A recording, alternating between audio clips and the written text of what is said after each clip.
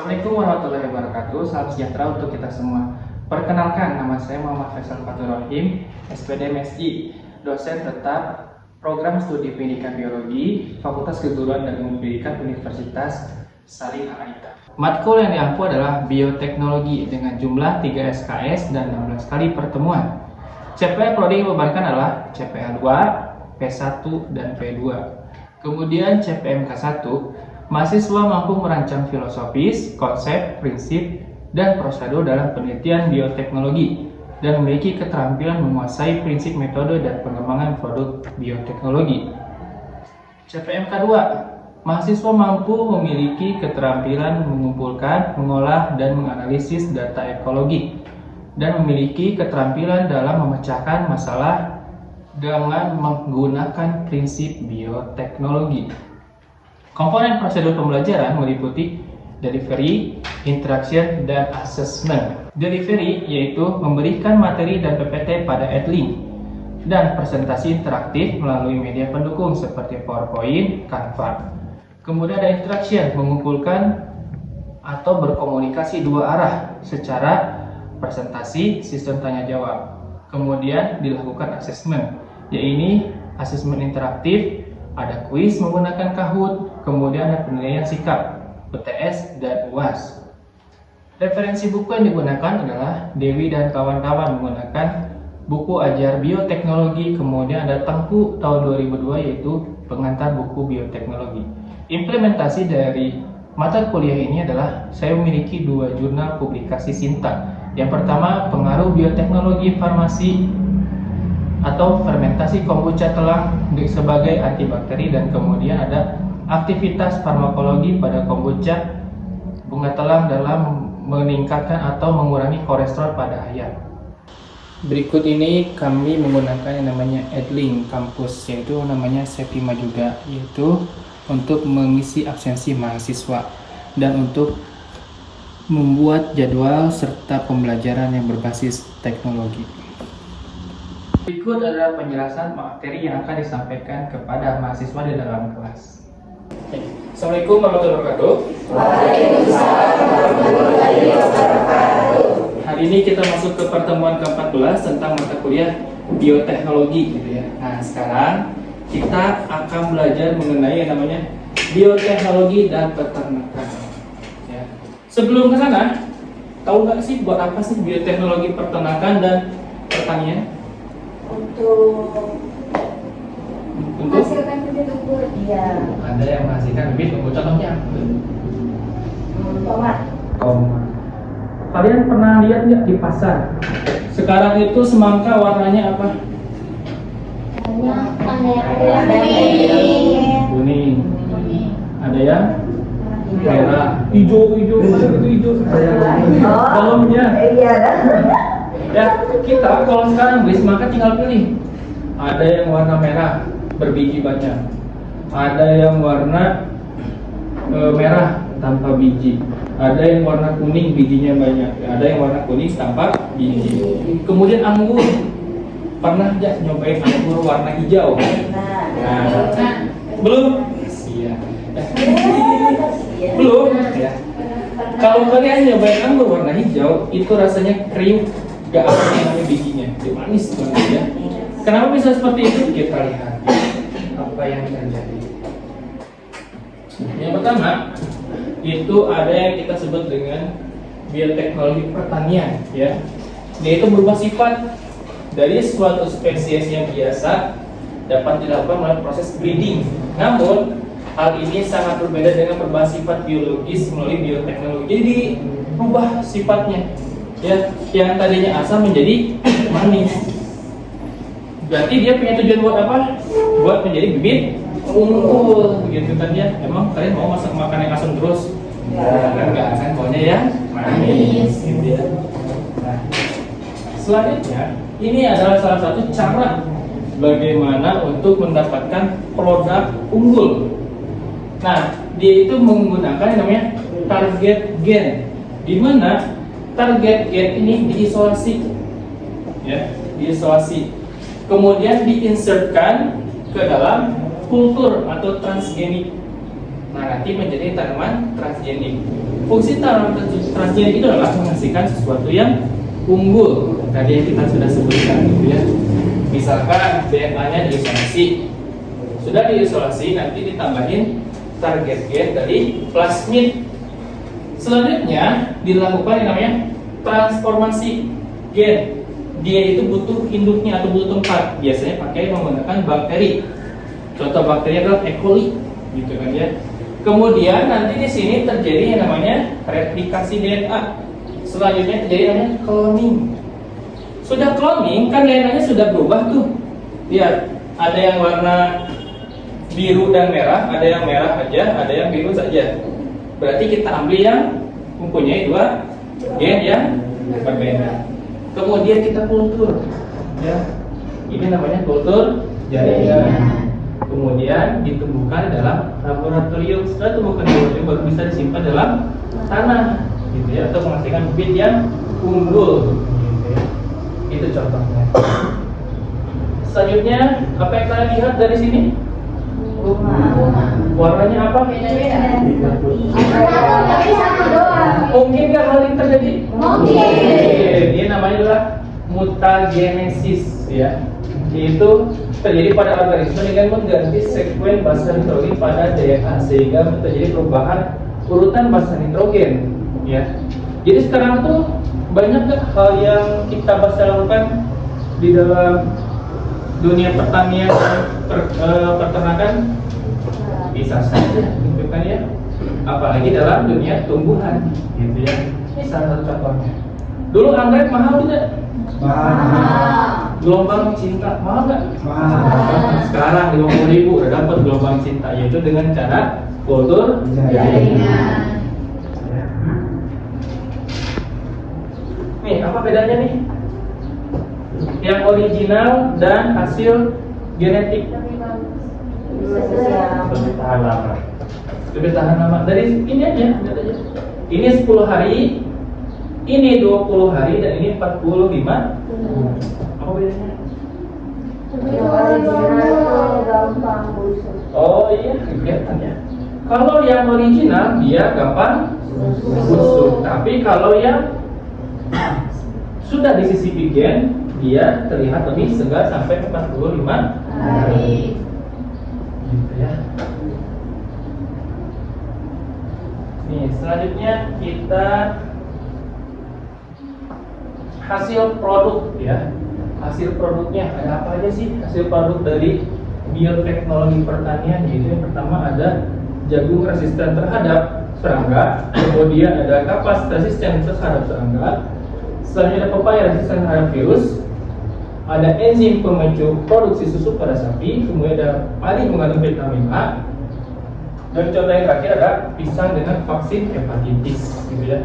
Itu semua disisipi gen supaya hasil produk bioteknologi ini memiliki manfaat yang banyak.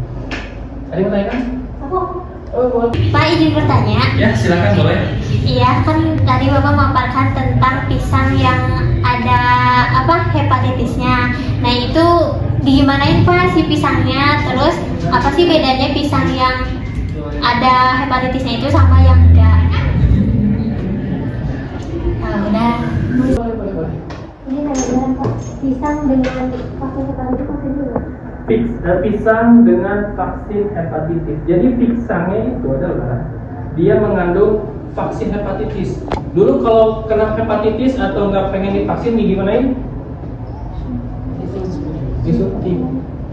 Tapi dengan bioteknologi apa yang dilakukan? Pisangnya dimakan. Dan pisangnya sudah mengandung vaksin hepatitis. Terus gimana cara bedanya itu dari vaksin? Ada produknya, hasilnya dari itunya, hasilnya ada dibedakan. Ini yang produk bioteknologi dan ini bukan produk bioteknologi. Ya. Aku nanti makannya aja. Boleh dong. Iya mau juga. Ya. Kemudian ada bidang peternakan. Ya. Di sini ada teknologi produksi, ada rekayasa genetika dan peningkatan efisiensi dan kualitas pakan. Ya. Kualitas pakan. Sekarang lihat sapi. Sapi ada warna apa aja? Ada coklat, hitam ya, putih, macam-macam. Bentuknya gimana? Ada yang gede ya, ada limosin, ada yang macam-macam gitu ya. Dulu kan kecil-kecil ya. Nah, salah satunya ada yang namanya inseminasi buatan. Inseminasi buatan ya. Buat apa inseminasi buatan? Satu sapi jantan bisa menghamili sekitar puluhan sampai 100 sapi. Ini namanya inseminasi buatan. Ya, itu masih dalam bioteknik ya. Selanjutnya ada yang kita sebut dengan cloning, yaitu pada domba doli ya, pada domba doli. Jadi dia teknologi digunakan untuk mereplikasi individu, jadi biar individunya sama persis gitu ya, jadi direplikasi gitu. Jadi mirip banget dengan induknya, itu seperti dengan domba doli. Nah, ini adalah cloningnya ya. Kemudian transfer embrio. Jadi inti selnya ditransplantasi, diambil ini contohnya. Lihatin, induknya warna apa? Putih hitam. Dari putih hitam ini diambil ya selnya. Kemudian nanti terjadi fertilisasi. Ini induk donornya adalah warna coklat putih ya. Kemudian nanti didonorkan ke sini. Nah, transplantasi embrio. Baik kawin tidak? Tidak. Cuma nitip selnya saja. Bagaimana hasil anakannya?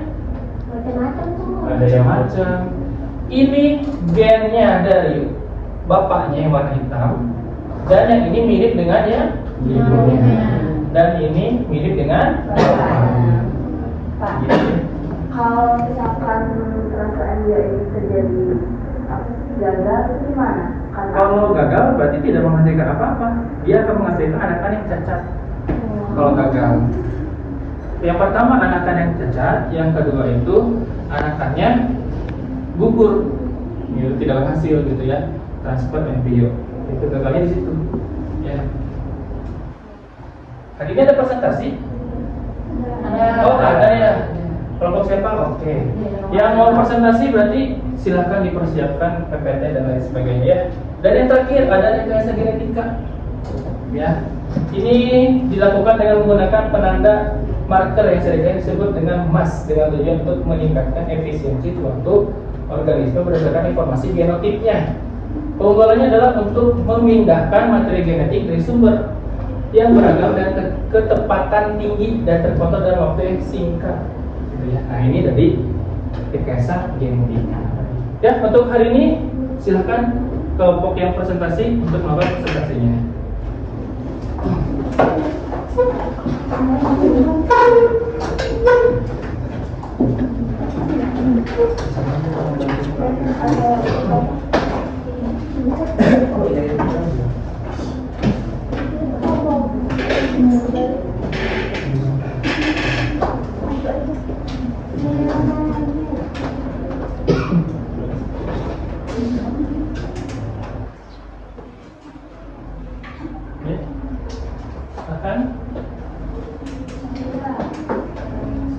Baik, bismillahirrahmanirrahim.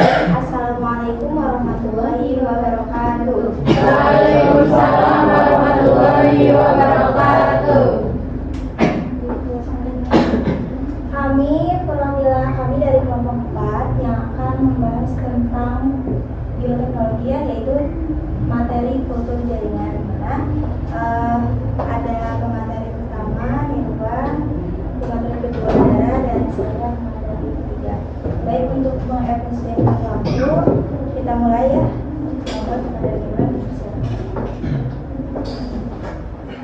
Baik, hal yang pertama kita akan membahas tentang apa itu kultur jaringan. Yaitu kultur jaringan itu adalah teknik menumbuhkan sel atau jaringan tanaman di laboratorium untuk menghasilkan bibit baru, terutama tanaman ini yang sulit diperbanyak secara alami. Jadi secara singkatnya itu kultur jaringan untuk memperbanyak tumbuhan yang sulit untuk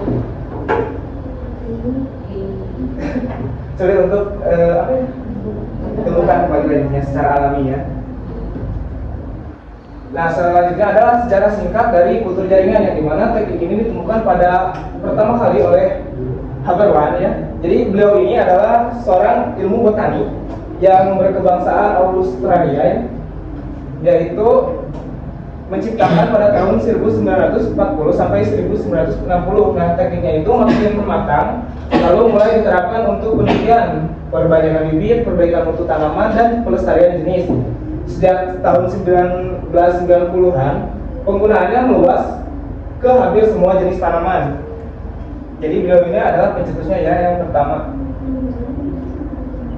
Nah, selanjutnya adalah media kultur jaringan, yang dimana media kultur ini berfungsi sebagai tempat tumbuh buatan yang mengandung nutrisi lengkap, seperti yang terkandung ada unsur hara, vitamin, gula, dan hormon. Nah, media kultur jaringan ini harus steril ya, karena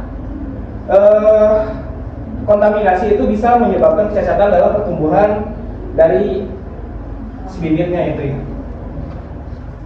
Selanjutnya ada tujuan kultur jaringan. Yang pertama itu membuat banyak tanaman baru dengan cara yang lebih cepat dan efisien daripada menggunakan biji atau stek. Karena kalau menggunakan biji atau stek harus membutuhkan proses yang cukup lama ya. Selanjutnya ada melestarikan dan memperbanyak tanaman yang langka atau hampir punah. Selanjutnya untuk memproduksi tanaman yang bebas dari penyakit untuk meningkatkan hasil pertanian. Dan selanjutnya itu mengubah sifat-sifat tanaman dengan mengedit gen mereka untuk mendapatkan hasil yang lebih baik atau tahan terhadap kondisi tertentu.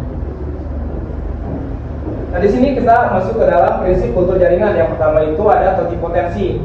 Nah, prinsip ini itu ditemukan oleh Haberman, yaitu pencetus pertama dari prinsip totipotensi ini, yang dimana totipotensi dalam kultur jaringan adalah kemampuan sel-sel tanaman tertentu untuk berubah menjadi berbagai jenis sel dan jaringan yang berbeda dalam tanaman tersebut. Selanjutnya ada budidaya, yang dimana budidaya dalam kultur jaringan merujuk pada cara di mana sel atau jaringan tanaman dibiarkan dan dikembangkan di lingkungan laboratorium yang terkontrol. Selanjutnya ada aseptik, yang dimana kondisi ini harus benar-benar steril dan terbebas dari kontaminasi dari luar ya. Selanjutnya ada media kultur, yang dimana komposisi nutrisi yang dibutuhkan tanaman untuk tumbuh dalam kondisi vitro. Selanjutnya ada tahapan kultur jaringan, yang dimana tahapan ini ada 7 tahapannya. Yang pertama itu adalah pemilihan materi tanaman. Jadi kita akan nanti memotong suatu tumbuhan, dan itu bebasnya bisa dipilih dari bagian akar atau batang atau lainnya. Nah, selanjutnya ada sterilisasi, yang dimana proses ini adalah pembersihan sterilisasi dari kuman dan bakteri. Terus ada isolasi sel atau jaringan. Terus ada pemilihan media dalam media kultur. Selanjutnya ada pemeliharaan lingkungan. Selanjutnya pembesaran, dan yang terakhir pemindahan ke lingkungan luar. Baik, mungkin cukup sekian yang dapat saya sampaikan. Waktu dan tempat saya serahkan ke moderator. Dilanjut aja, di sini ada macam-macam dan komposisi serta media kultur jaringan. Yang pertama ini ada media limustaba. Ini tuh menyediakan nutrisi pertumbuhan jaringan tumbuhan secara in vitro. Kelebihannya itu mampu untuk menghasilkan bibit yang seragam dan mempercepat perbanyakan tanaman. Tapi di media ini tuh kita tuh perlu biaya yang sangat cukup tinggi dan juga harus dibuat secara steril dan rentan terhadap kontaminasi. Intinya media limustaba ini tuh untuk pertumbuhan jaringan secara di laboratorium. Selanjutnya, di sini ada kelebihan limustaba. Untuk kelebihannya itu mendukung perkembangan jaringan tumbuhan di luar habitatnya, terus juga memfasilitasi pembelahan sel, diferensiasi dan regenerasi jaringan tumbuhan, dan juga membantu dalam reproduksi tanaman yang langka atau sulit berkembang biak secara alami. Untuk kelemahannya tadi dalam biaya, ini harganya cukup mahal. Selanjutnya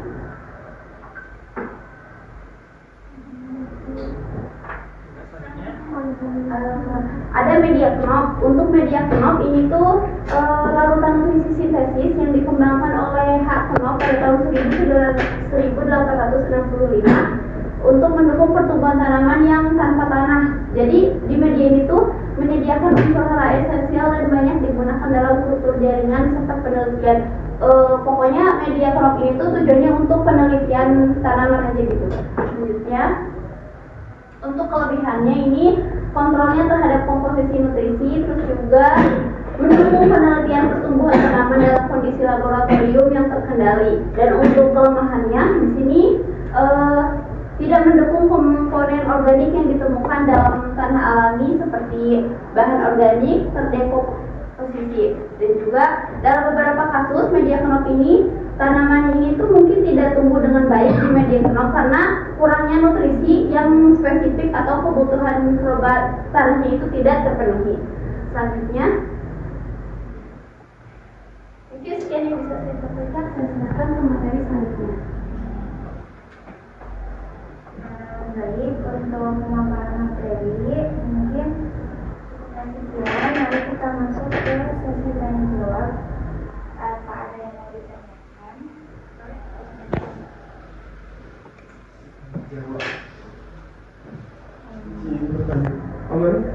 Tadi kan dijelaskan ya di situ terkait kultur jaringan itu kan harus steril. Nah, jika penggunaannya itu kurang steril, apa yang akan terjadi dan bagaimana itu pengaruhnya terhadap hasilnya nanti? Dua pertanyaan lagi. Kalau ada.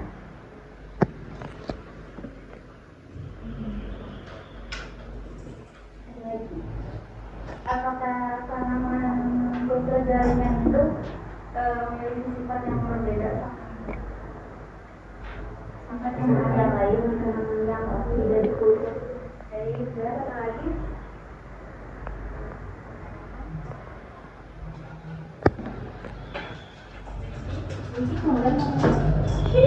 Enggak, cukup dua juga. Itu aja. Boleh untuk pertanyaan dari kalian juga boleh darah. Langsung saja dijawab deh. Kalau nggak steril, kemungkinan terbesarnya adalah gagal. Jadi kalau nggak steril itu harus ngulang. Kalau nggak ngulang ya itu bakal jadi kegagalan. Mungkin dari yang lainnya ada yang Ya, jika pun itu tumbuh akan mengalami ada keterlambatan lah dalam pertumbuhannya. Karena kontaminasi dari luar ya seperti patogen, bakteri atau jamur itu. Jadi kurang maksimal intinya dalam pertumbuhan. sudah ditemukan. Selanjutnya Rasanya tentang kehadiran tanaman kultur jaringan. sangat untuk tumbuhan kultur jaringan jelas sangat berbeda ya sama tumbuhan yang emang tumbuh secara alami. Soalnya tumbuhan kultur jaringan ini kan dari masa perawatannya itu diberat ya. Terus lingkungannya itu dibuat kondisi dengan nutrisi yang emang cukup gitu.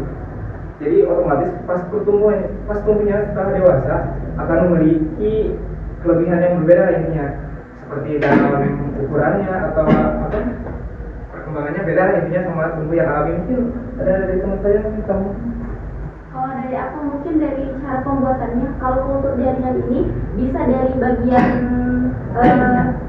ya daunnya atau batangnya. Jadi nggak selalu benih gitu Dia ya. nggak selalu. Dan kalau tanaman kultur jaringan itu disebabkan karena penyakit nantinya itu. Tapi kamu lagi fokus ya ada Iya, boleh coba. Yang alami kan butuh apa ya.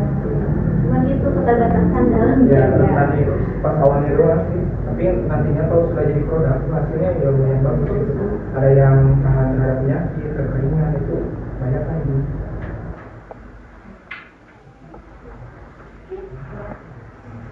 Udah nggak ada lagi? Ada cukup. Baik, kita masuk ke kesimpulannya ya. Jadi dapat disimpulkan bahwa kultur jaringan itu merupakan teknik perbanyakan tanaman secara in vitro yang mampu menghasilkan bibit dalam jumlah banyak, seragam dan juga bebas penyakit. Meskipun kekurangannya itu di biaya yang cukup tinggi ya, dan juga kondisinya itu harus steril. Nah, teknik ini itu berperan penting dalam pertanian, penelitian, industri, dan bahkan pelestarian tanaman. Mungkin hanya itu yang dapat kami sampaikan. Yang lebihnya mohon dimaafkan. Wassalamualaikum warahmatullahi wabarakatuh. Waalaikumsalam warahmatullahi wabarakatuh. Jadi ada nanya ya? Nanya apa tadi? Jika tidak steril penggunaan dalam kultur jaringan. Jadi kalau tidak steril itu kayak bayi baru lahir, tapi bayi itu di bulan, makanya pada inkubator. Nah nanti dia kan si tumbuhan ini dia itu tumbuhnya itu dalam laboratorium secara aseptik. kalau dia terkontaminasi, berarti dia tumbuhnya akan terhambat. Misalkan ada jamur, ada bakteri, tumbuhannya akan terhambat. Dan kemungkinan dia itu akan cacat atau mati. Kemungkinan seperti itu ya.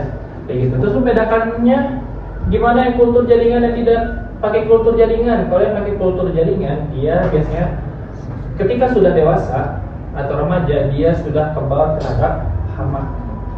Gitu yang membedainnya tadi ya. Oke, untuk kuis, coba silakan buka HP-nya. Kahut, ada kuis. Yuk, cepat ya. 1 menit, beres.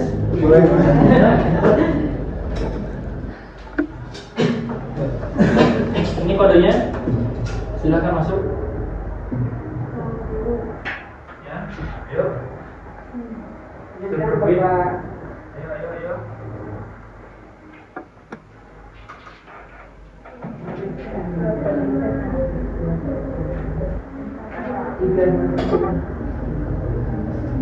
Sudah? Belum, Pak. Ayo. Oke, Feby sudah masuk, Yayi sudah masuk.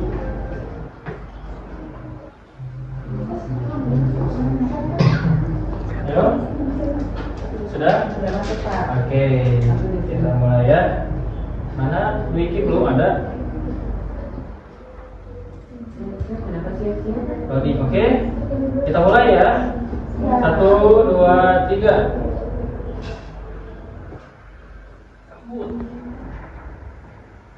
Ini pembahasannya gini. Reproduksi bioteknologi ini, perhatikan ya. Iya, Pak. Ya, perhatikan gambar di bawah ini. Menggunakan teknik apa pada gambar ini? Ini gambar doli. Nih. Ayo. Apa? Ayo, mana? Ya, isi di situ. Iya. Isi lah. Dah. Ya. Oke. Habis. Next. Oke, selanjutnya Najla yang pertama. Oke.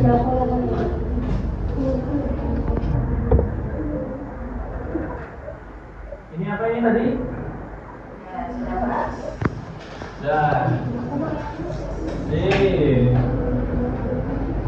Oke, yang top skor Najla lagi. Oke, selanjutnya apa satu hewan jantan yang bisa apakah satu hewan jantan bisa membuahi sekitar 100 betina? Jawabannya adalah ayo, sudah? Sudah. Oke, sip. Next. Berikut ini yang bukan hasil dari reproduksi bioteknologi pangan. Kira-kira apa? Yang bukan ya? Oke. Oh ya, ayo. Jadi poin. Oke. Ya, terakhir. Berikut ini hasil mutagenesis.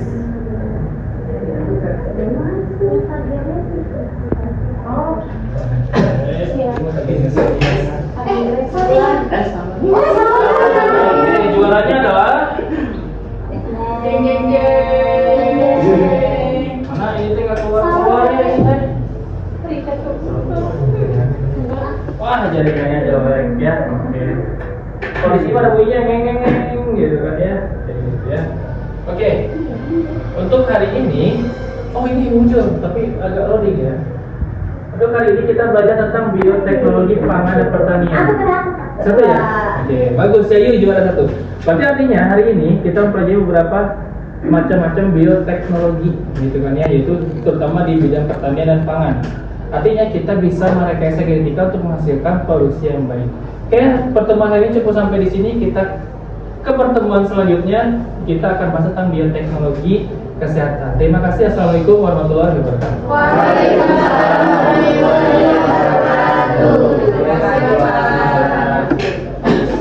Demikian video pembelajaran saya buat sebagai syarat Serdos bagian PDD UKT PT. Terima kasih. Assalamualaikum warahmatullahi wabarakatuh.